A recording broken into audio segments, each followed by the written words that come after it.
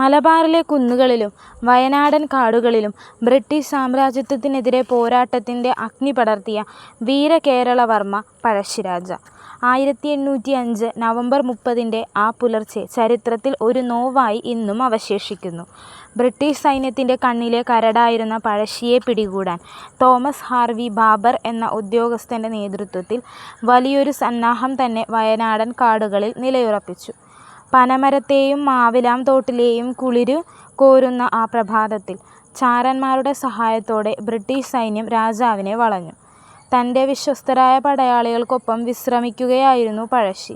ശത്രുക്കളുടെ സാമീപ്യം തിരിച്ചറിഞ്ഞ നിമിഷം ആത്മഗൗരവത്തോടെ എഴുന്നേറ്റു നിന്നു. ബ്രിട്ടീഷ് രേഖകൾ പ്രകാരം ഉണ്ടായ കടുത്ത ഏറ്റുമുട്ടലിൽ അദ്ദേഹം വെടിയേറ്റു മരിച്ചുവെന്നാണ് പറയപ്പെടുന്നത്. എന്നാൽ ഇതിഹാസങ്ങൾ പറയുന്നത് മറ്റൊന്നാണ്. ശത്രുവിൻ്റെ കയ്യാൽ തടവിലാക്കപ്പെടാൻ ആ ധീരപുരുഷൻ ആഗ്രഹിച്ചിരുന്നില്ല.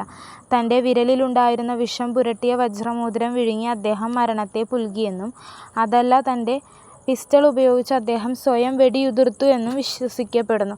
തന്നെ തൊടാൻ തുനിഞ്ഞ ഒരു ബ്രിട്ടീഷ് ഉദ്യോഗസ്ഥനെ മാറി നിൽക്ക്, എന്നെ തൊട്ടുപോകരുതെന്ന് ആക്രോശിച്ചുകൊണ്ട് അദ്ദേഹം തള്ളി മാറ്റിയതായും ചരിത്രം സാക്ഷ്യപ്പെടുത്തുന്നു.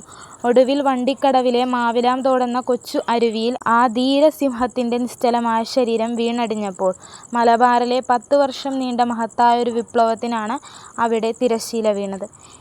എങ്കിലും കേരളത്തിൻ്റെ മണ്ണിൽ അധിനിവേശ വിരുദ്ധ പോരാട്ടത്തിൻ്റെ ആദ്യ നാളമായി കേരള സിംഹം ഇന്നും ജ്വലിച്ചു നിൽക്കുന്നു. അടുത്ത വീഡിയോയിൽ മറ്റൊരു ചരിത്രപുരുഷൻ്റെ കഥയുമായി വീണ്ടും വരാം.